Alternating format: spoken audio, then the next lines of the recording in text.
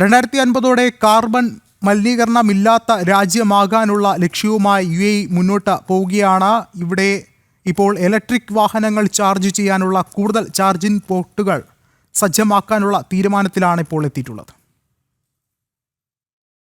UAEയിലെ electric വാഹന രംഗത്തെ ദ്രുതഗതിയിലുള്ള വളർച്ചയ്ക്ക് പിന്നിൽ ചാർജിംഗ് പോയിന്റുകൾക്ക് നിർണായകമായ പങ്കുണ്ട്. വർഷാവസാനത്തോടെ വിവിധ എമിറേറ്റുകളിൽ 500 പുതിയ EV സ്റ്റേഷനുകൾ കൂടി നിലവിൽ വരും. കുറഞ്ഞ സമയം കൊണ്ട് കൂടുതൽ ചാർജ് ചെയ്യാൻ കഴിയുന്ന അതിവേഗ ചാർജിംഗ് സ്റ്റേഷനുകളാണ് രാജ്യത്ത് സ്ഥാപിക്കുക. 2050-നകം 50% കാറുകളും ഇലക്ട്രിക് വാഹനങ്ങളാക്കി മാറ്റാൻ ലക്ഷ്യമിടുന്നതിന്റെ ഭാഗമായാണിത്. നഗരങ്ങൾക്കുള്ളിലും അതിവേഗ പാതകൾക്ക് അനുബന്ധമായും സ്റ്റേഷനുകൾ ഉണ്ടാകും. ഭാവിയിൽ 600 കിലോവാട്ട് ശേഷിയുള്ള സ്റ്റേഷനുകൾ നിർമ്മിക്കാനും പദ്ധതിയുണ്ട്.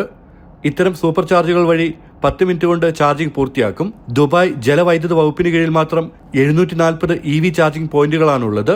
UAEയിൽ ഒരു വർഷം മാത്രം വിൽക്കുന്നത് 10,000 കണക്കിന് ഇലക്ട്രിക് കാറുകളാണ്. ജനം, ദുബായ്.